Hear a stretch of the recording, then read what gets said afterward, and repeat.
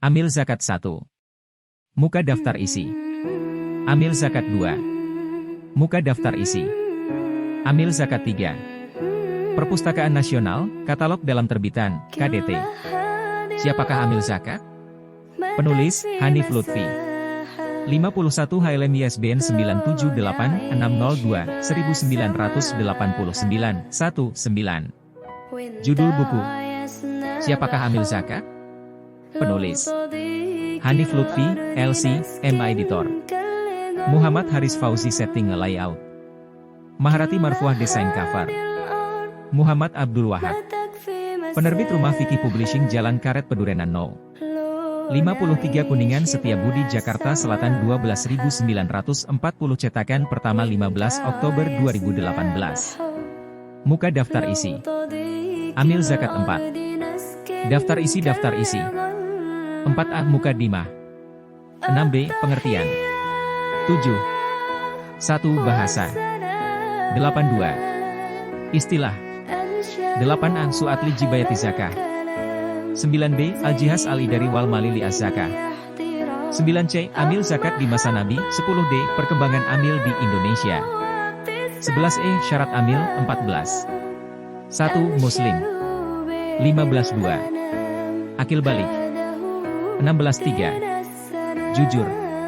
17.4 Mengerti ilmu fikih zakat. 19.5 Kekuatan.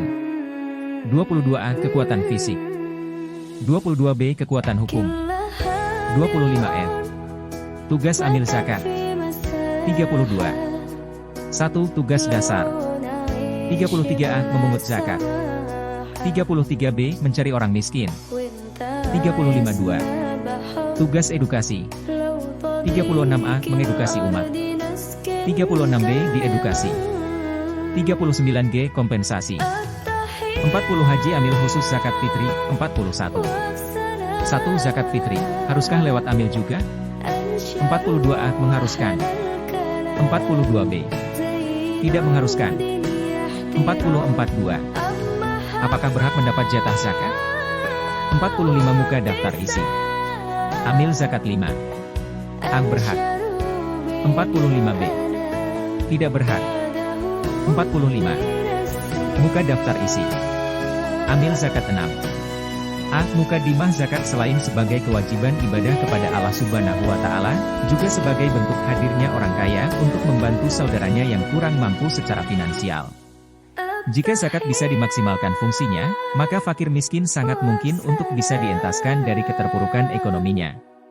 Pemerintah harusnya hadir secara penuh dan bertanggung jawab atas warganya yang kurang mampu. Jika pemerintah memaksimalkan pengelolaan zakat, sangat mungkin kemiskinan dapat dientaskan. Pengelolaan zakat oleh pemerintah meliputi penarikan zakat dari wajib zakat, muzaki, mengumpulkan, mendata, mengorganisasi dan akhirnya menyalurkan ke pihak yang berhak. Tentu bukan presiden sendiri yang harus turun tangan. Pemerintah mengangkat orang-orang tertentu untuk mengemban tugas ini yang dinamakan amil zakat. Hanya saja, kadang peran pemerintah dalam hal zakat kurang terasa, maka beberapa masyarakat berinisiatif mendirikan yayasan amil atau yang sering disebut dengan lembaga amil zakat. Maka bermunculan amil-amil swasta yang tak jarang saling antar mereka malah berebut muzaki. Bahkan tak jarang, beberapa majelis taklim, masjid, musyalah juga ikut mengumpulkan zakat dari para jamaahnya. Khususnya ketika bulan Ramadan. Di satu sisi, amil bentukan pemerintah itu kurang muka daftar isi. Amil zakat 7. Bisa diandalkan, muncul lembaga amil non-pemerintah yang lebih dipercaya publik. Hanya saja, tak jarang terjadi saingan antar amil non-pemerintah, rebutan lahan muzaki, sampai peruntukan zakat yang kadang hanya sebagai iklan agar para muzaki mau membayarkan zakat melalui mereka. Maka tak ubahnya amil non-pemerintah itu hanya seperti event organizer saja. Belum lagi jika amil zakat non-pemerintah itu dari satu golongan tertentu, pasti peruntukan zakatnya tak akan keluar hanya kecuali kepada anggota golongannya. Lantas, siapakah sebenarnya amil menurut syariah? Apakah amil non-pemerintah juga bisa disebut amil? Berapakah kompensasi amil dalam syariah? B. Pengertian amil zakat disebutkan di dalam Al-Quran sebagai pihak yang berhak menerima harta zakat dengan nomor urut 3, setelah fakir dan miskin. Demikian disebutkan di dalam Al-Quran ketika Allah Subhanahu wa Ta'ala menyebutkan siapa saja yang berhak atas harta zakat. dan para pengurus zakat, Quran Surat At-Taubah 60, posisi nomor 3 ini tentu bukan tanpa pesan. Pesannya menunjukkan betapa pentingnya peran muka daftar isi. 8. Amil zakat. Amil zakat dalam proses berjalannya syariat zakat. Dalam bab ini akan dibahas sejauh mana peran para amil zakat itu.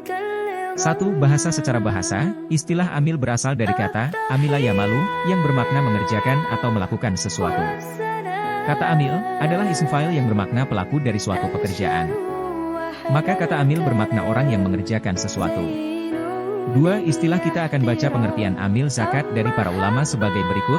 Imam Syafi'i, W. 204H, pernah menyebutkan. Imam Syafi'i berkata, amil zakat adalah orang yang diangkat oleh wali, penguasa untuk mengumpulkan zakat. 1. Asy-Syarahsi Al-Hanafi, W. 483H, menyebutkan. 1. Al-Mawardi, Al-Hawi Al-Kabir, Hal. 8. 493 muka daftar isi. Amil zakat 9. Amil zakat adalah orang yang dipekerjakan oleh imam, pemimpin untuk mengumpulkan zakat dan mereka digaji sesuai dengan kebutuhannya dan kebutuhan para karyawannya. 2 istilah amil zakat ini punya beberapa istilah lain yang sama, di antaranya A. Su'atli jibayati zakah. Istilah su'atli jibayati zakah artinya adalah orang yang berkeliling untuk mengumpulkan zakat. Dan istilah ini sesuai dengan tugasnya, yaitu berkeliling secara aktif mengumpulkan harta zakat dari mereka yang termasuk wajib zakat. Selain itu juga berkeliling untuk membagikan harta zakat kepada orang-orang yang berhak, mustahik, atas harta zakat. D. Al-Jihaz Al-Idari wal Mali li Az-Zakah. Istilah Al-Jihaz Al-Idari wal Mali li Zakah atau dalam teks Arab, dipakai oleh Dr. Yusuf Al-Qaradawi dalam disertasi beliau. 3. Maksudnya adalah perangkat administratif dan finansial atas harta zakat. Dinamakan demikian peran amil zakat pada hakikatnya adalah mendata secara administrasi yang baku tentang siapa saja yang menjadi wajib zakat serta yang berhak atas zakat itu. 2. Muhammad bin Ahmad Asy-Syarahsi Al-Hanafi, W. 483H, Al-Mabsut, Hal 393 Yusuf Al-Qaradawi, Fih Az-Zakat, Hal 579 muka daftar isi. 10. Amil zakat. C. Amil zakat di masa Nabi. Rujukan tentang peran dan kriteria amil zakat tentu adalah kepada apa yang telah dilakukan oleh Rasulullah Muhammad SAW. Beliau di masa hidupnya telah mengangkat beberapa sahabat yang cakap dan mumpuni, untuk diserahkan tanggung jawab memanage zakat secara profesional. Ibnu Sa'id menerangkan nama-nama petugas zakat yang telah diangkat sebagai petugas resmi di masa Rasulullah SAW. Dan ternyata tiap petugas sudah punya tugas khusus untuk diutus ke berbagai suku dan kabilah untuk memungut zakat. Nama-nama mereka dan juga nama-nama suku-suku yang didatanginya adalah: persegi hitam kecil Uyainah bin His diutus kepada Bani Tamim, persegi hitam kecil Buraidah bin Hasif. Ada juga yang menyatakan Ka'ab bin Malik diutus kepada Bani Aslam dan Bani Hifar. Persegi hitam kecil Abbad ibnu Bisir Asy'ali diutus kepada Bani Sulaim dan Bani Musainah. Persegi hitam kecil Rafi bin Makis diutus kepada Bani Juhainah. Persegi hitam kecil Amr bin Esh diutus kepada Bani Fazarah. Persegi hitam kecil Dahak bin Sufyan Al-Kilabi diutus kepada Bani Kilab. Persegi hitam kecil Burs bin Sufyan Al-Kabi diutus kepada Bani Ka'ab. Persegi hitam kecil Ibnu Lutibah Asdi diutus kepada Bani Zibyan. Persegi hitam kecil seorang laki-laki dari Banu Sa'id Huzaim diutus untuk mengambil zakat Bani Sa'id Huzaim. Muka daftar isi. Amil zakat 11. Ibnu Ishaq mengemukakan tentang adanya golongan lain yang diutus Nabi SAW ke daerah dan suku lain di Jazirah Arabia, seperti persegi hitam kecil Muhajir bin Umayyah yang diutus ke sana. Persegi hitam kecil Zaid bin Labid diutus kepada Hadramaut, sebuah daerah di Yaman. Persegi hitam kecil Adi bin Hatim diutus kepada Bani Tai dan Bani As'ad. Persegi hitam kecil Malik bin Wairah diutus kepada Bani Hanzalah. Persegi hitam kecil Zabrakan bin Nadar Kais bin Ashim diutus kepada Bani Sa'id. Persegi hitam kecil Ala bin Hadrami diutus ke Bahrain dan Ali diutus ke Najran. Beberapa hadits dan periwayatan di atas menunjukkan bahwa pengelolaan zakat oleh negara sudah dilakukan sejak zaman Rasulullah SAW dan diikuti oleh pemerintah-pemerintah Islam sesudahnya, dan masih banyak lagi hadits dan periwayatan yang menunjukkan akan hal itu. D. Perkembangan amil di Indonesia. Melihat sejarah perkembangan amil zakat di Indonesia, kita awali ketika zaman penjajahan Belanda di Indonesia. Pemerintah Belanda melalui kebijakannya Bijblad nomor 1892 tahun 1866 dan Bijblad 6200 tahun 1905 melarang petugas keagamaan, pegawai pemerintah, termasuk priai pribumi ikut serta. Muka daftar isi. 12 Amil zakat. Dalam pengumpulan zakat 4. Kebijakan ini dikeluarkan karena khawatir dengan perkembangan Islam dan upaya untuk memisahkan agama dari urusan kehidupan. Kebijakan ini mengubah praktek pengelolaan zakat di Indonesia saat itu. Kesadaran masyarakat untuk berzakat menjadi menurun dan sebagian lagi menyerahkan zakat mereka ke individu ulama dengan harapan mendapat syafaat dari Allah Subhanahu wa Ta'ala. Pada masa pendudukan Jepang, pemerintah mulai ambil bagian dalam pengelolaan zakat. Hal itu ditandai dengan dibentuknya MIAI, Majelis Islam ala Indonesia. Pada tahun 1943, MIAI membentuk Baitul Ma'al untuk mengorganisasikan pengelolaan zakat secara terkoordinasi. Gerakan secara masif pun dilakukan. Upaya-upaya itu rupanya tidak sia-sia, sebab dalam jangka waktu yang singkat, hanya beberapa bulan saja, Baitul Mal telah berhasil didirikan di 35 kabupaten dari 67 kabupaten yang ada di Jawa pada saat itu. Tetapi kemajuan ini menyebabkan Jepang khawatir akan munculnya gerakan anti-Jepang. Maka, pada 24 Oktober 1943, Jepang membubarkan. 4. Ahmad Wahyu Herdianto dalam jurnal Peran Negara dalam Mengoptimalkan Zakat di Indonesia, Jurisdiktie, Jurnal Hukum dan Syariah, Volume 2, Nomor 1, Juni 2011, HLM 103116 Muka daftar isi. Amil zakat 13. MIAI 5. Dalam masa awal kemerdekaan pemerintah masih memilih tidak ikut campur dalam pengelolaan zakat.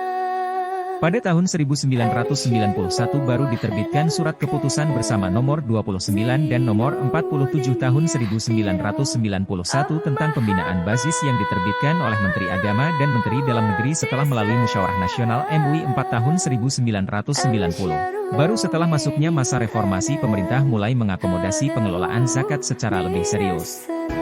Pemerintah dan DPR mengeluarkan regulasi setingkat undang-undang, yaitu UU Nomor 38 Tahun 1999. Dengan lahirnya UU tersebut, zakat sudah tidak lagi dipandang sebagai masalah intern umat Islam, tetapi sudah menjadi kegiatan pemerintah bidang ekonomi dan sosial. Dilanjutkan pada tahun 2001 setelah terbentuknya Badan Amil Zakat di tingkat pusat pemerintah mencanangkan gerakan Sadar Zakat Nasional. Pada tahun 2011 pemerintah memperbaharui peraturan pengelolaan zakat sesuai dengan kondisi yang ada dengan diterbitkannya Undang-Undang Nomor 23 Tahun 2011 tentang pengelolaan zakat dan ditindaklanjuti dengan Peraturan Pemerintah 5. Moch. Arif Budiman. Melacak praktik pengelolaan zakat di Indonesia pada masa prakemerdekaan, Jurnal Khazanah, Yayan Antasari, Banjarmasin, Volume 4, Nomor 01, Januari-Februari 2005. HLM. April 12 Muka daftar isi. 14 Amil zakat.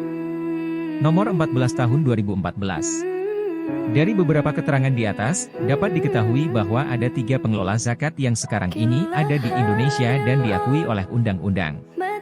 Pertama adalah Badan Amil Zakat Nasional atau Basnas, baik di tingkat nasional, provinsi maupun kabupaten.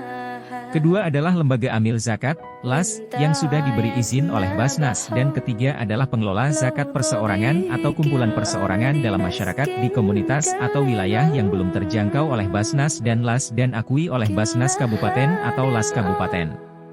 Basnas memang belum terlihat mampu mengemban tugas zakat secara utuh. Maka Lembaga Amil Zakat non-pemerintah masih diberi izin untuk ikut mengelola zakat.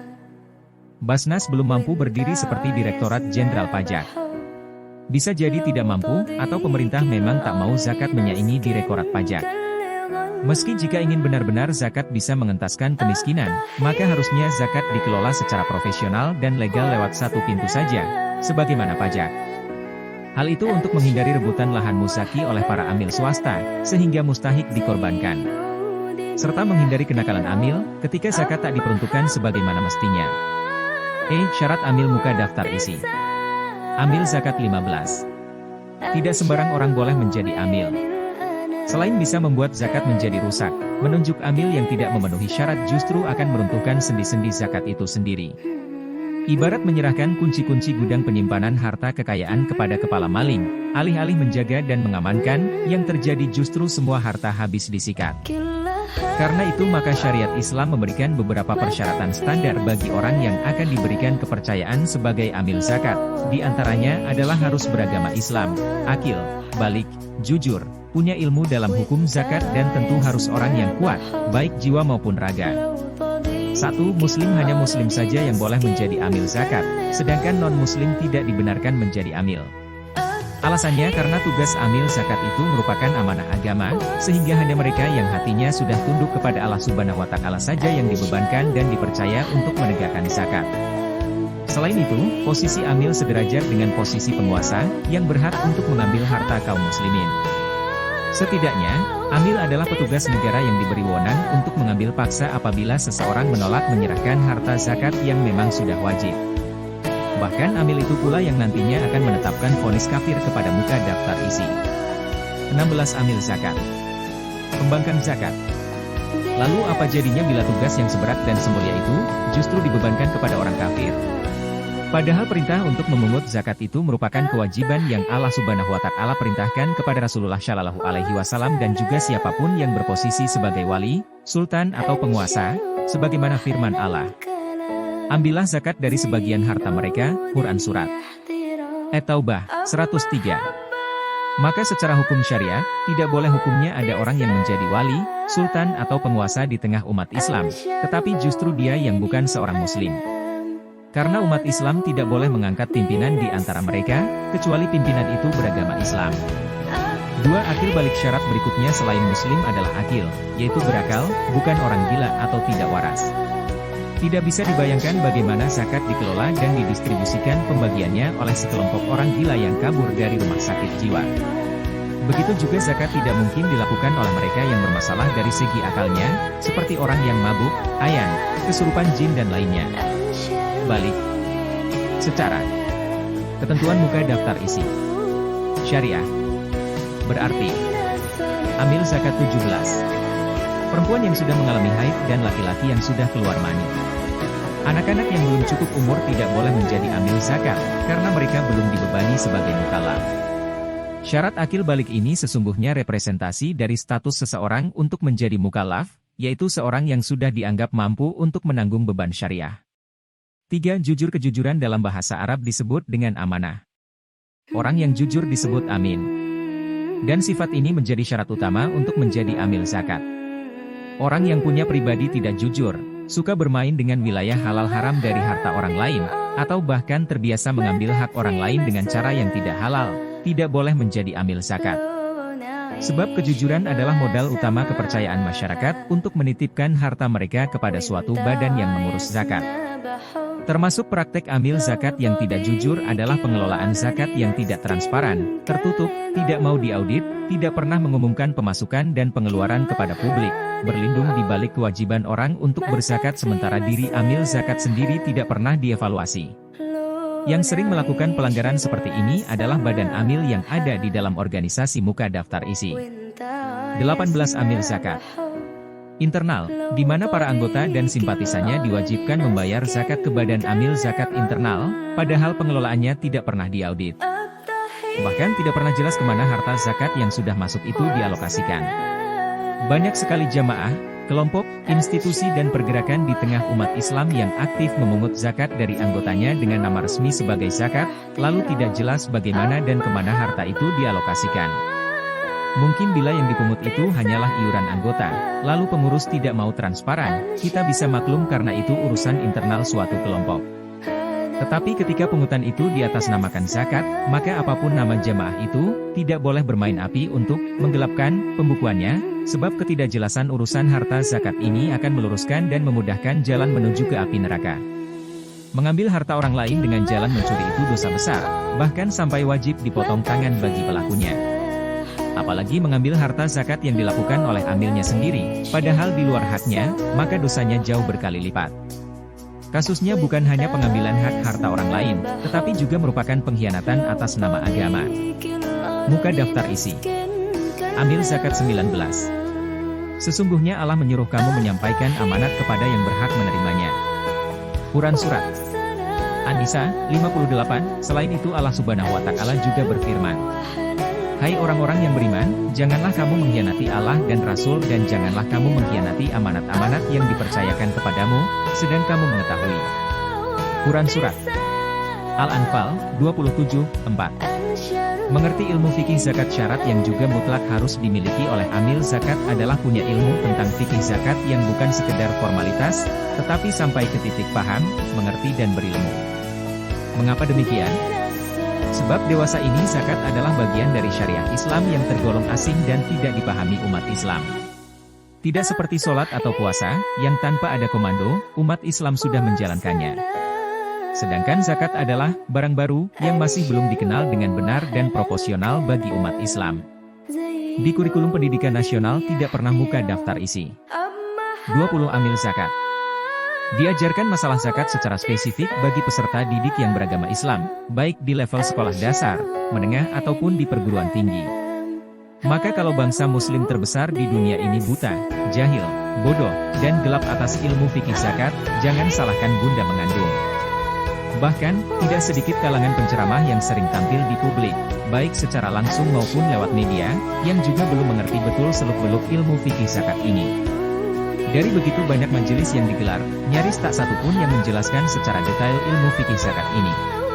Lalu di tengah umat tiba-tiba bermunculan semangat berzakat dan diikuti lahirnya berbagai lembaga yang mengumpulkan dan menyalurkan zakat. Tentu kita bersyukur dengan fenomena ini.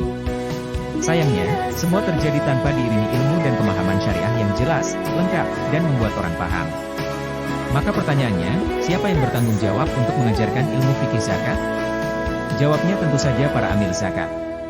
Ya, para amil zakat adalah orang-orang yang berada pada lini terdepan untuk menjelaskan sedetail-detailnya ilmu fikih zakat ini. Dan mereka punya dana, fasilitas serta amanah yang ditujukan untuk digunakan dalam hal kepentingan zakat. Di pundak mereka ada amanat besar dan tanggung jawab yang tinggi untuk mencerdaskan muka daftar isi. Amil zakat 21. Umat agar memahami ilmu fikih zakat. Sebab seseorang tidak akan menyerahkan harta zakatnya manakala dia belum sadar tentang arti penting zakat. Dan kesadaran itu harus diiringi dengan ilmu, bukan kesadaran yang membabi buta. Tetapi bagaimana mungkin semua itu bisa berjalan, manakala para amil zakat ini justru orang yang tidak paham tentang ilmu fikih zakat, atau ilmunya cuma setengah-setengah. Kalau kebetulan bertemu dengan muzaki yang bertanya ini dan itu, tentu saja akan kewalahan menjelaskannya. Padahal, ilmu fikih zakat juga bukan masalah yang sederhana, di dalamnya ada banyak ikhtilaf dan perbedaan tajam di antara para ulama. Contoh sederhananya, ada dua kubu utama di antara para ulama tentang zakat profesi, yaitu mereka yang mewajibkan dan tidak mewajibkan. Maka seorang amil harus bisa menjelaskan dengan ilmu syairah tentang berbagai pendapat itu dengan sepenuhnya, agar masyarakat menjadi cerdas dan paham masalah. Seorang amil tidak boleh menutupi ilmu fikih zakat ini pada sebagiannya dan hanya memberikan penjelasan yang sekiranya sesuai dengan kepentingannya. Cara seperti ini kurang bersifat amanah, setidaknya amanah ilmiah. Dan untuk melahirkan amil zakat yang berilmu secara mumpuni, harus ada perkuliahan yang mengandung sekian SKS lewat para dosen yang ahli muka daftar isi. 22 amil zakat. Di bidang ilmu syariah. Tentunya standar nilainya pun harus baik. Penulis membayangkan bahwa level para amil ini haruslah minimal sarjana S1 pada Fakultas Syariah jurusan Hukum Zakat. Mungkin belum pernah ada di negeri kita jurusan itu. Tetapi sesuai dengan perkembangan waktu, hukum zakat sudah berkembang menjadi sebuah cabang ilmu tersendiri dari induknya, ilmu fikih dan syariah. Bisa jadi malah dibuat sekolah khusus zakat, sekolah tinggi ilmu zakat, sebagaimana ada sekolah tinggi akuntansi negara. 5. Kekuatan menjadi amil zakat membutuhkan kekuatan tersendiri, di luar kejujuran dan ilmu. Di dalam Al-Quran, ada isyarat tentang masalah kekuatan, yaitu sesungguhnya orang yang paling baik yang kamu ambil untuk bekerja pada kita, ialah orang yang kuat lagi dapat dipercaya. Quran Surat Al-Kashash 26. Kekuatan yang dimaksud di sini mulai dari kekuatan fisik, hingga kekuatan hukum. A. Kekuatan fisik. Kekuatan fisik sangat dibutuhkan sebagai amil, mengingat gambaran amil zakat adalah bukan orang yang hanya kerja di belakang meja kantor yang berpendingin. Tetapi kerja amil adalah turun ke muka daftar isi. Amil zakat 23. Lapangan. Karena itulah istilah amil zakat sering disebut dengan su'ed, yaitu orang yang berjalan berkeliling dari satu tempat ke tempat lain. Tugas berkeliling ini bukan hanya mendatangi orang kaya, tetapi juga orang miskin, dimanapun mereka berada. Karena amil zakat bukan didatangi tetapi mendatangi. Mendatangi orang kaya berarti mendatangi kekayaannya untuk dicek secara langsung. Kalau kekayaannya berupa perkebunan, maka amil zakat memang wajib mendatangi perkebunan itu, walaupun adanya di pulau terpencil atau di tengah hutan belantara. Amil zakat tidak cukup hanya menerima laporan di atas kertas saja, sebab laporan di atas kertas itu bisa saja palsu atau sudah direkayasa. Amil zakat harus datang langsung dan memeriksa keadaan yang sesungguhnya. Kalau harta yang wajib disakati berupa peternakan yang luas di suatu wilayah terpencil, maka amil zakat wajib mendatangi peternakan itu, agar tahu persis berapa sebenarnya harta milik seorang wajib zakat. Begitu juga amil zakat harus turun ke pasar untuk mengetahui keadaan pasar yang sesungguhnya. Bukan hanya pasar modern tetapi juga pasar tradisional yang barangkali becek tanpa ojek. Amil zakat harus tahu berapakah harga pasaran emas per tiap harinya yang memang selalu fluktuatif naik dan turun. Selain mendatangi orang, muka daftar isi kaya dengan 24 amil zakat. Kekayaannya, amil zakat juga wajib mendatangi para calon penerima zakat. Sebab dalam prinsip fikih zakat, harta zakat itu tidak diberikan dengan cara antrian panjang bak pengungsi atau rebutan massal yang sering merenggut nyawa sia-sia. Pemandangan seperti itu tidak mencirikan syariah zakat yang pernah dicontohkan oleh Rasulullah Shallallahu Alaihi Wasallam dan para khalifahnya. Umar bin Al-Khattab radhiyallahu anhu adalah contoh mudah buat menggambarkan betapa amil zakat itu berkewajiban untuk mengantarkan harta zakat itu kepada mereka yang berhak. Beliau dikenal tidak bisa tidur di malam hari kalau belum merasa pasti bahwa semua rakyat di Madinah sudah kenyang. Beliau terbiasa berkeliling memeriksa tiap rumah untuk mencari tahu adakah orang yang lapar di dalamnya.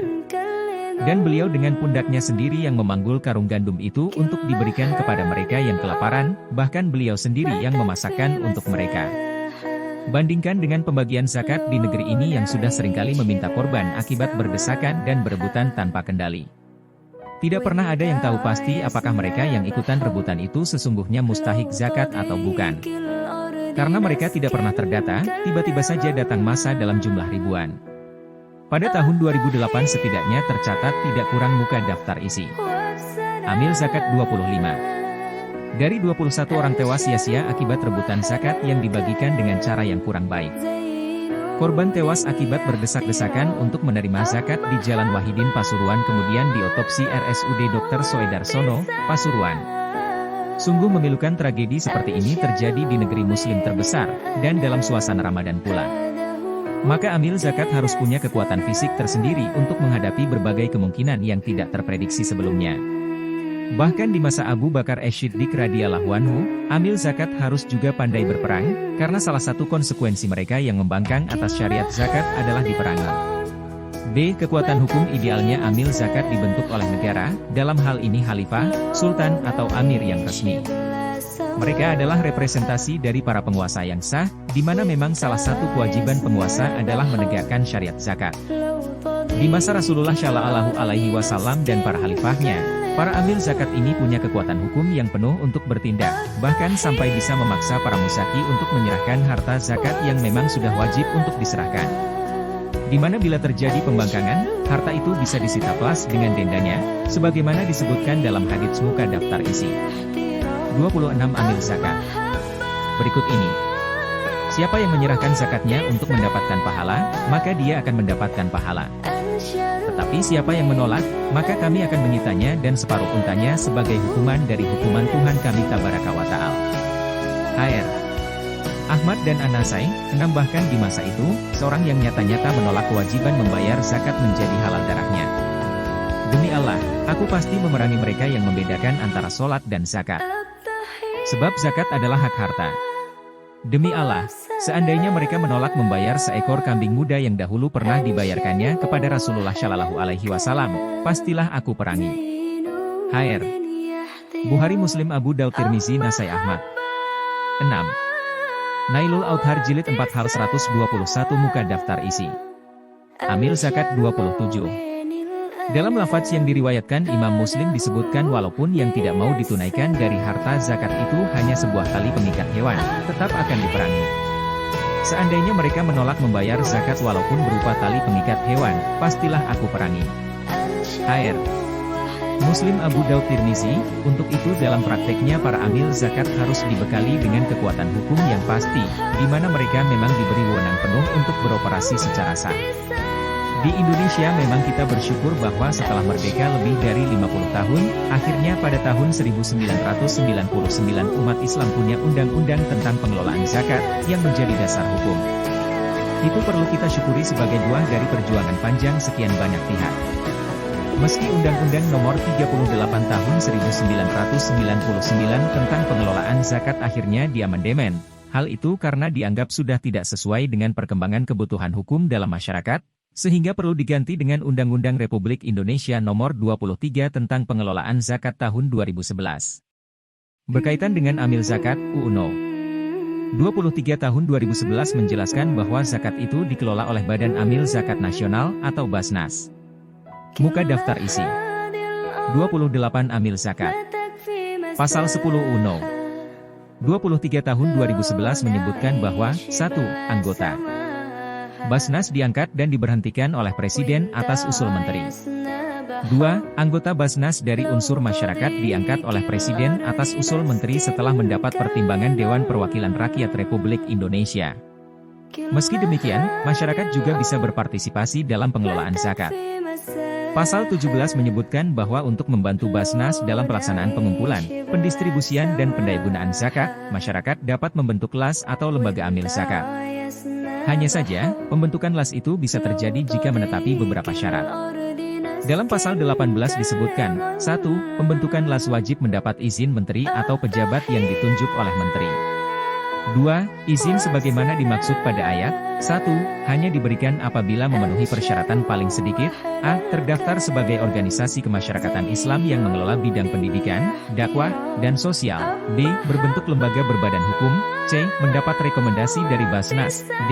Memiliki pengawas syariat, E. Memiliki kemampuan teknis. Muka daftar isi administratif amil zakat 29 dan keuangan untuk melaksanakan kegiatannya, F. Bersifat nirlaba, G. Memiliki program untuk mendayagunakan zakat bagi kesejahteraan umat, dan H. Bersedia diaudit syariah keuangan secara berkala. Dan diaudit. Undang-undang zakat juga mengatur tentang orang yang secara sengaja bertindak sebagai amil, padahal tak mendapatkan izin yang berwenang. Pasal 38 menyebutkan, setiap orang dilarang dengan sengaja bertindak selaku amil zakat melakukan pengumpulan, pendistribusian, atau pendayagunaan zakat tanpa izin pejabat yang berwenang. Bahkan pasal 41 menjelaskan tentang hukuman bagi siapa yang melanggar undang-undang ini. Pasal 41 menyebutkan, setiap orang yang dengan sengaja dan melawan hukum melanggar ketentuan sebagaimana dimaksud pasal 38 dipidana dengan pidana kurungan paling lama 1 tahun dan atau pidana denda paling banyak Rp50.000, 50 juta rupiah. Majelis Ulama Indonesia juga telah mengeluarkan Fatwa Nomor 8 Tahun 2011 tentang amil zakat. Fatwa tersebut berbunyi, amil zakat adalah A. Seseorang atau sekelompok orang yang diangkat oleh pemerintah untuk mengelola pelaksanaan ibadah zakat, atau muka daftar isi 30 amil zakat. B. Seseorang atau sekelompok orang yang dibentuk oleh masyarakat dan disahkan oleh pemerintah untuk mengelola pelaksanaan ibadah zakat.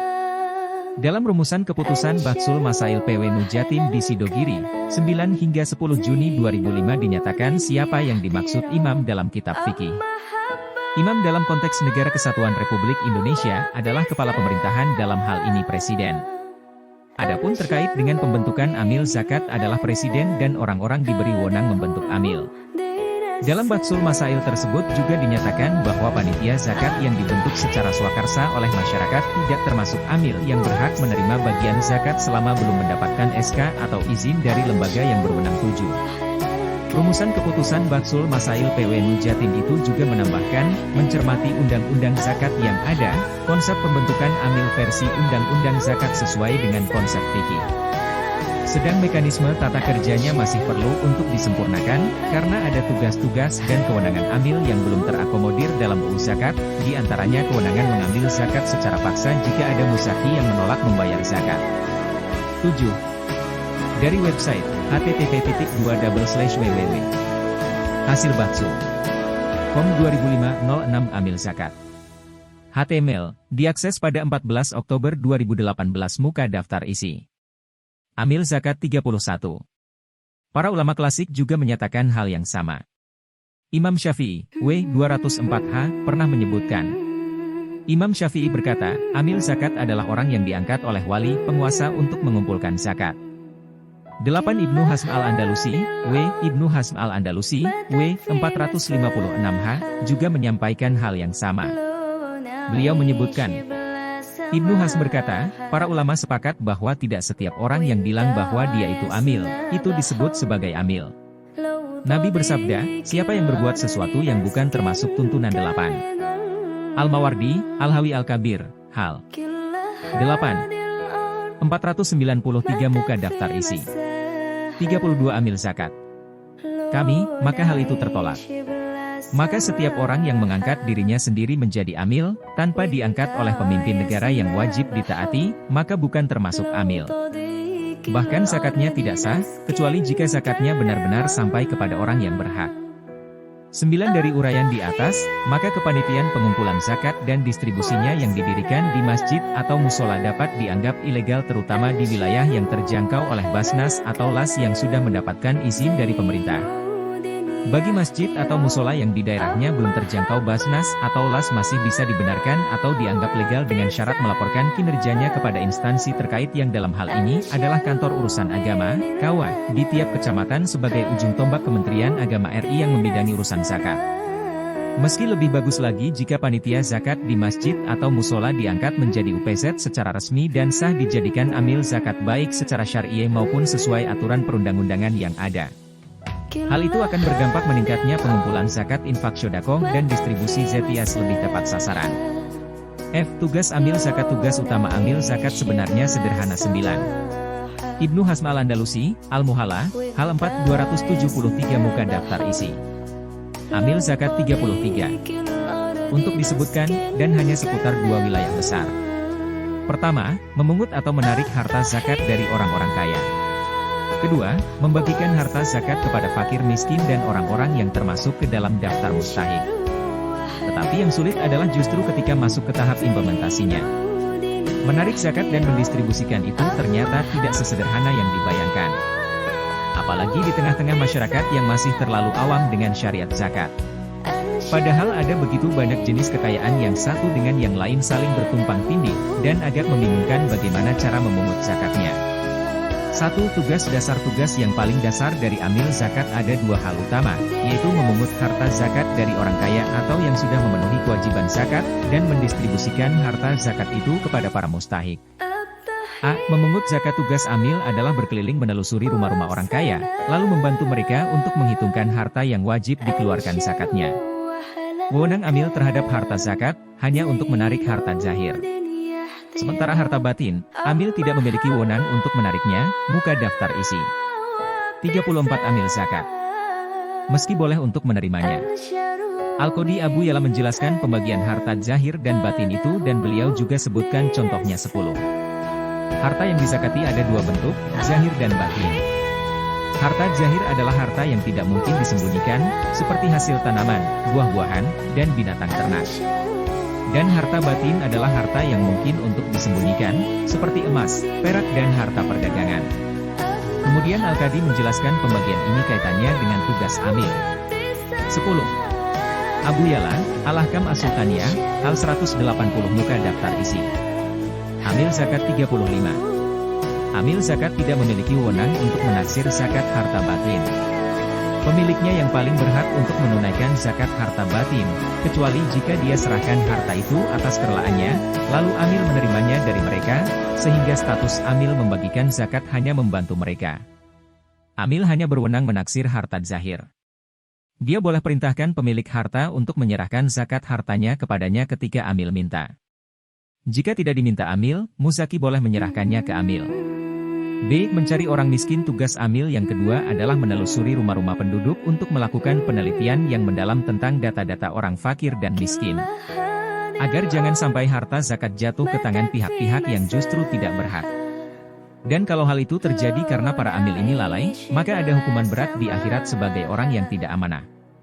Jangan sampai harta zakat hanya disebar dalam antrian panjang yang sekilas terlihat semarak, padahal jutaan masa itu ternyata bukan orang yang berhak atas harta zakat. Maka dosanya harus ditanggung para amil yang kurang profesional itu. Apalagi kalau sampai ada yang mati berjejalan karena rebutan, tentu harus ada pertanggungjawaban muka daftar isi. 36 Amil zakat. Hukum secara profesional. Maka tugas amil adalah berkeliling mengantarkan harta zakat ke rumah-rumah para fukara dan orang-orang miskin yang telah mereka teliti dengan cermat dan dipastikan mereka memang berhak menerimanya.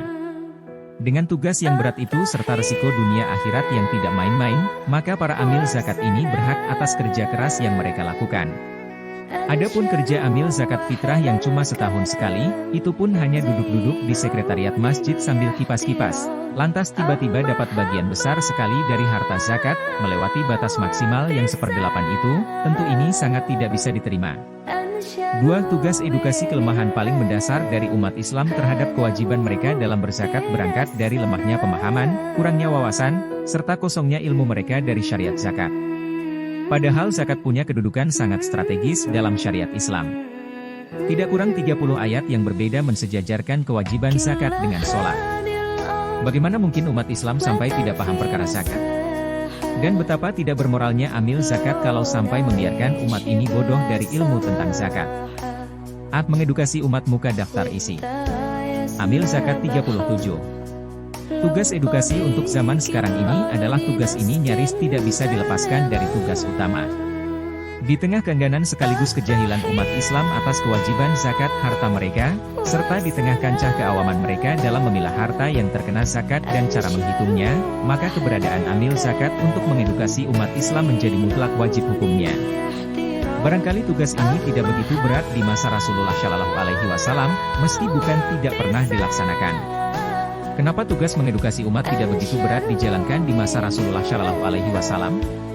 Salah satu sebabnya karena beliau Shallallahu Alaihi Wasallam memang guru teladan yang mengajar dengan sangat runtut.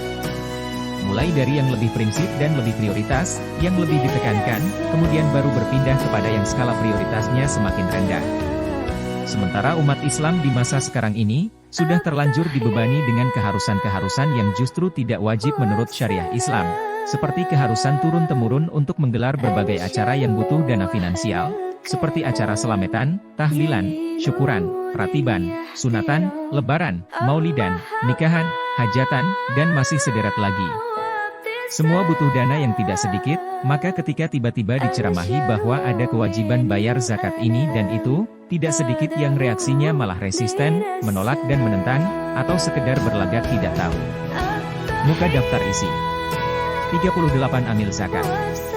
Inilah tantangan terbesar dari umat Islam, sudah terlanjur otaknya diisi dengan berbagai hal yang tidak prioritas, ketika dituntut mengerjakan kewajiban yang paling mendasar, mereka pun sudah terlalu letih untuk mengerjakannya. Maka setiap amil zakat, baik secara individu ataupun institusi, berkewajiban menggelar berbagai program edukasi yang menjamin kecerdasan setiap anak bangsa dalam memahami segala ketentuan yang terkait dengan zakat. Program itu bisa berbentuk khutbah Jumat, ceramah lepas, pengajian, halakah, mabit, diskusi, seminar, dialog, bedah buku, pelatihan, kursus reguler, perkuliahan, sampai membeli slot siaran televisi swasta nasional, yang dilengkapi dengan memproduksi berbagai program, baik talk show, sinetron, news, dan seterusnya, yang tujuannya untuk mengedukasi umat secara lebih masif, kontinu, profesional dan realistis. Seharusnya berbagai lembaga pemungut zakat itu secara khusus mengalokasikan dana taktik untuk membeli airtime di media televisi lokal atau nasional. Sehingga informasi tentang fikih zakat bisa diakses dengan daya jangkau yang sangat luas, cepat dan berkesinambungan. Entah dengan jalan berpatungan atau sendiri-sendiri, yang penting jangan sampai televisi kita hanya dijejali dengan muatan sampah para selebriti yang amoral dan dekaden. Dan sudah waktunya acara-acara dakwah di televisi memiliki materi yang muka daftar isi. Amil zakat 39. Lebih berbobot, ketimbang sekedar menjadi hiburan berselimutkan pengajian. Seharusnya para ulama yang ahli di bidang ilmu-ilmu syariah, khususnya dalam syariat zakat dan permasalahannya, mereka wajib dimunculkan ke tengah publik muslim Indonesia, mereka wajib siaran tiap saat di layar kaca. Tugas mereka adalah membimbing umat untuk mengerti agamanya dan mendalami syariat yang datang dari Allah. Dan tugas itu akan menjadi jauh lebih sempurna apabila tidak hanya dibatasi di masjid dan majelis taklim saja, melainkan lewat media televisi yang punya daya jangkau yang luas. Maka lembaga zakat wajib mensponsori tayangan seperti ini. Selain bermanfaat sekaligus juga yang akan mendapatkan keuntungannya adalah lembaga zakat itu sendiri, karena secara tidak langsung sudah melakukan sosialisasi sekaligus juga promosi. Maka sekali dayung, 2-3 pulau terlampaui. B. Diedukasi. Kalau umat ini harus diedukasi oleh para amil zakat, maka tentu saja para amil adalah orang-orang yang berada pada barisan paling depan yang harus mendapatkan edukasi itu secara lebih intensif. Dalam pandangan penulis, edukasi buat para amil zakat akan sangat lemah dan kurang banyak berguna, kalau hanya lewat kursus atau pelatihan singkat. Untuk kapasitas para amil, minimal pendidikan mereka adalah S1 Fakultas Baitul Mal, dengan muka daftar isi. 40 amil zakat. Masing-masing jurusan seperti jurusan zakat, jurusan wakaf, dan sebagainya. Selama masa minimal 4 tahun kuliah, mereka harus dimasak sampai matang dengan semua ilmu syariah, khususnya yang terkait dengan urusan fikih zakat dan yang berhubungan. Tetapi untuk level para pejabat, manajer dan direksi dari masing-masing institusi zakat, maka kebutuhan edukasinya tidak cukup hanya sampai batas S1 khusus bidang zakat. Sebab kebutuhan atas ahli fikih dan mujtahid di bidang ini adalah sebuah realitas yang mutlak tidak bisa ditampik. Mereka harus punya kapasitas sebagai mujtahid yang menguasai semua ilmu dan cabang-cabang proses berijtihad dengan metode yang benar dan muktamad. Maka kira-kira level pendidikan mereka sekurang-kurangnya S2, dan idealnya S3 khusus konsentrasi di bidang zakat dan sejenisnya. G. Kompensasi atas semua usaha dan kerja kerasnya itu, maka secara resmi dan sah Allah Subhanahu wa Ta'ala memberikan kompensasi finansial buat para amil zakat, berupa hak mendapatkan harta zakat sebagaimana hak gaji kepada karyawan. Amil mendapatkan gaji karena pekerjaannya. Jamaluddin Ali Al-Hanafi, W. 686H, menyebutkan. Muka daftar isi. Amil zakat 41. 1.377 Firman Allah. Al-amilin alaiha, kita tak tahu ada perbedaan di antara para ulama bahwa mereka tidak diberi 1/8, tetapi diberi sebagaimana pekerjaannya 11. Meski beberapa ulama mensyaratkan bahwa gaji mereka tak lebih dari 1/8 harta zakat yang dikumpulkan. Tentu kompensasi ini adalah reward dari Allah Subhanahu wa Ta'ala, selain juga janji pahala yang besar di hari akhir nanti. Maka bila asnaf tertentu tidak terdapat, hak mereka dikembalikan kepada pihak fakir dan miskin. Sehingga pada akhirnya, fakir dan miskin akan mendapatkan porsi paling besar. Sehingga hasil akhirnya, meski beberapa asnaf yang lain tidak terdapat, bukan berarti yang ada itu dibagi rata sama besar sesama asnaf yang ada. Haji amil khusus zakat fitri selain mengurus perputaran harta zakat harta, amil zakat terkadang juga mengurus zakat fitri. Bahkan dalam kenyataannya, justru yang lebih sering 11. Jamaluddin Ali Al-Hanafi, W. 686H, Al-Lubab fi al-Jami baina as-Sunnah wa al-Kitab, hal 1, 377 muka daftar isi. 42 amil zakat. Muncul di tengah masyarakat adalah amil yang dibentuk khusus untuk menangani zakat fitri. Biasanya yang terjadi amil ini sifatnya hanya insidentil saja, yaitu dibentuk bersama dengan dilaksanakannya kegiatan Ramadan, lalu usai Ramadan, amil ini pun dibubarkan, karena tugasnya dianggap sudah selesai. Maka keberadaan amil seperti ini menyisakan beberapa pertanyaan penting, misalnya apakah keberadaan amil ini memang dibutuhkan dan ada dasar masyru'iyahnya? Dan kalau memang ada dasar syariahnya, apakah mereka berhak menerima jatah harta zakat? Selain itu juga muncul pertanyaan lain, apakah amil zakat fitr ini perlu menyediakan besar bagi para calon musaki, mengingat aslinya syariat ini dengan menggunakan makanan pokok? Kalau memang ada berasnya, lantas apa status beras itu sendiri? Apakah sebagai beras yang dijual, ataukah sekedar menjadi sampel saja? 1. Zakat fitri, haruskah lewat amil juga? Para ulama berbeda pendapat dalam masalah ini, ada yang mengharuskan dan sebaliknya. A. Mengharuskan. Sebagian ulama berpendapat bahwa tetap dibutuhkan amil zakat untuk zakat al-fitr. Di antara alasannya adalah, persegi hitam kecil zakat al-fitr termasuk zakat juga muka daftar isi. Amil zakat 43.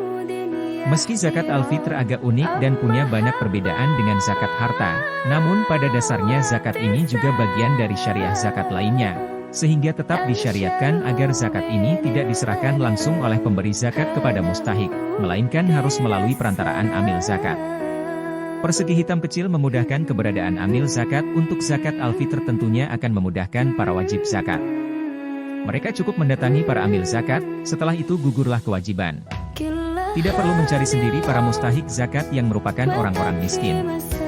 Hal ini mengingat bahwa orang miskin itu tidak mudah ditemukan, karena begitu banyak di bulan Ramadan, orang-orang yang menyamar menjadi orang miskin, dengan mengenakan atribut tertentu dan meminta-minta. Padahal mereka bukan orang miskin, dan tentunya tidak berhak menerima harta zakat. Persegi hitam kecil kepastian pemerataan apabila setiap orang berhak memberi langsung zakat al-fitr masing-masing secara langsung kepada mustahik, maka akan sulit didapatkan pemerataan. Sebab secara teknis, biasanya orang yang membayar zakat punya akses kepada orang miskin yang terbatas. Di sisi lain, tidak semua orang miskin mengenal orang kaya. Maka risiko yang paling besar muka daftar isi 44 amil zakat adalah akan ada banyak orang miskin yang tidak kebagian harta zakat. B. Tidak mengharuskan sedangkan kalangan yang tidak mengharuskan zakat al-fitr disampaikan lewat amil berhujjah dengan beberapa alasan, antara lain, persegi hitam kecil tidak butuh kerja berat berbeda dengan zakat-zakat harta yang penuh dengan syarat dan ketentuan, zakat al-fitr sama sekali tidak membutuhkan kerja yang berat.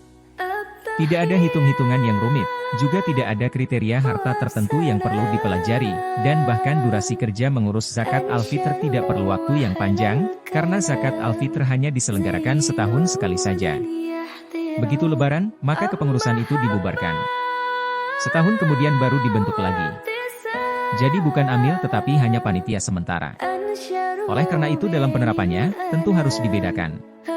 Maka tidak dibutuhkan amil zakat yang terlalu profesional, cukup hanya sebuah kepanitiaan kecil dan sederhana saja, berupa koordinasi kecil-kecilan.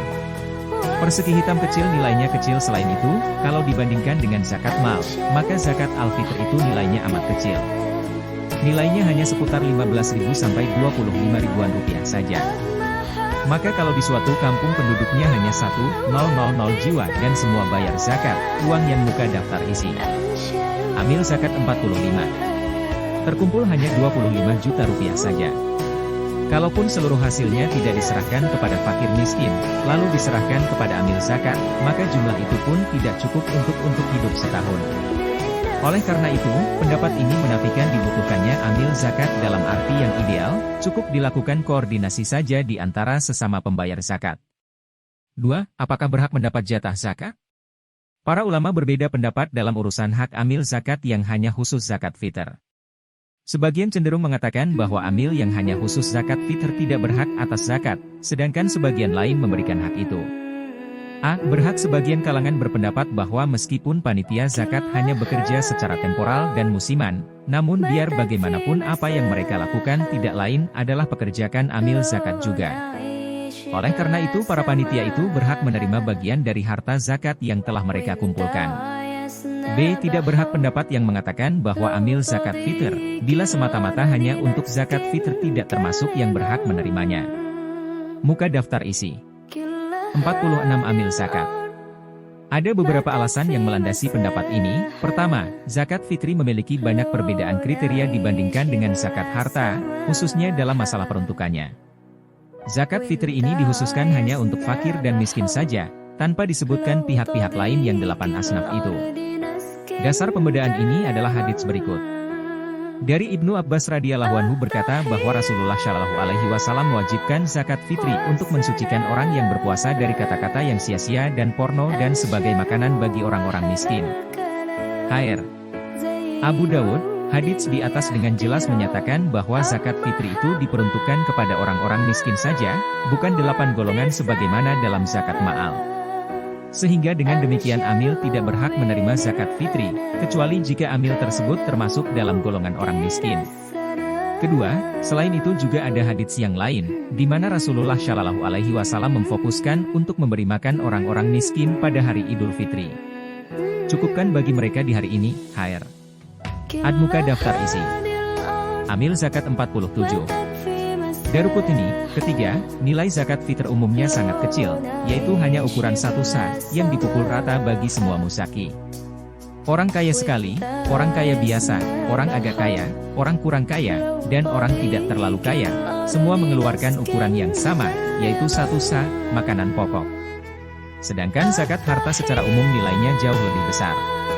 Cukup satu orang kaya di suatu tempat yang menjadi muzaki, maka dengan skema zakat harta, ratusan bahkan ribuan orang miskin bisa kebagian harta zakat. Tetapi kalau zakatnya hanya sekedar zakat fitri, orang kaya raya hanya diwajibkan mengeluarkan 3-5 liter beras, tidak lebih. Masalahnya, kalau panitia hanya menghususkan diri menerima dan menyalurkan zakat fitri dan tidak menerima zakat harta, tentu zakat yang terkumpul sangat kecil nilainya. Keempat, alasan yang keempat adalah karena tidak ada contoh panitia zakat khusus fitrah di masa Rasulullah Shallallahu Alaihi Wasallam dan salafun salih. Jalan keluar dan perbedaan pendapat itu tidak bisa dipungkiri, selama kita belum mencari jalan keluar yang memuaskan semua pihak.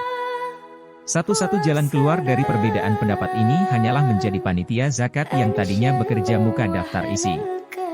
48 amil zakat. Secara temporal itu menjadi pengurus yang resmi dan bekerja sepanjang tahun. Tentu yang diangkat tidak perlu jumlah yang banyak, cukup 1 atau 2 orang saja, tetapi punya tugas yang pasti dan rutin. Tentunya yang dikumpulkan bukan terbatas pada zakat fitr, karena zakat fitr hanya ada di bulan Ramadan saja. Di luar zakat fitr, tentu masih ada begitu banyak zakat-zakat yang lain, yang hukumnya juga wajib. Dan tiap orang yang memenuhi syarat untuk membayar zakat, diwajibkan untuk membayar zakat sesuai dengan masa jatuh temponya. Zakat yang wajib dibayarkan di bulan Ramadan cuma 1, yaitu zakat fitr. Sedangkan zakat-zakat lain yang begitu banyak jumlahnya itu, dibayarkan sesuai dengan jatuh tempo 1 haul terhitung sejak jumlah kekayaannya itu menembus nisyab. Maka tidak ada istilah nganggur buat amil zakat sepanjang tahun. Karena setiap saat selalu saja ada orang yang mengalami jatuh tempo untuk bayar zakat. Lembaga amil zakat di lingkungan tempat tinggal harus punya data yang valid dari penduduk di wilayah kerjanya, terkait dengan jenis kekayaan, nilainya serta kapan jatuh temponya. Nanti justru mereka yang akan mengingatkan para warga apabila ada yang sudah jatuh tempo untuk segera bayar zakat. Setelah itu mereka juga yang akan datang menjemput zakat ke rumah-rumah warga. Muka daftar isi. Amil zakat 49. Selain tugas mengumpulan harta zakat, tugas lainnya tentu saja melakukan penelitian langsung ke tengah warga yang termasuk fukara wal masakin di lingkungan tersebut. Karena wilayahnya kecil dan terbatas, tidak sulit untuk melakukan validisasi dan updating data setiap waktu. Semoga panitia-panitia zakat yang selama ini sudah berjalan di lingkungan bisa segera dipersiapkan untuk menjadi lembaga amil zakat lokal yang profesional. Tentu saja perlu dipersiapkan dengan matang siapa yang akan menjadi pengurusnya, dan perlu dibekali dengan berbagai ilmu fikih zakat serta skill dan kemampuan manajerial.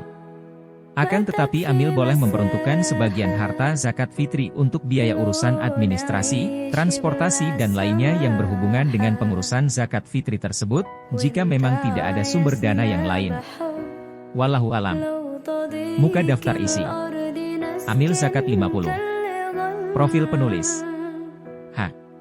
Saat ini penulis termasuk salah satu peneliti di Rumah Fikih Indonesia, sebuah institusi nirlaba yang bertujuan melahirkan para kader ulama di masa mendatang, dengan misi mengkaji ilmu fikih perbandingan yang original, mendalam, serta seimbang antara mazhab-mazhab yang ada. Selain aktif menulis, juga menghadiri undangan dari berbagai majelis taklim baik di masjid, perkantoran ataupun di perumahan di Jakarta dan sekitarnya. Saat ini penulis tinggal di daerah Pasar Minggu, Jakarta Selatan. Penulis lahir di Desa Tanggungharjo, Kabupaten Grobogan, Jawa Tengah, tanggal 18 Januari 1987.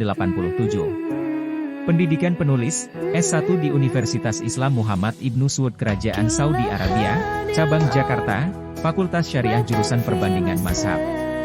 Sedangkan S2 penulis di Institut Ilmu Al-Quran, IHI, Jakarta, Prodi Syariah. Penulis dapat dihubungi pada nomor 0856-41414687. Muka daftar isi. Amil zakat 51.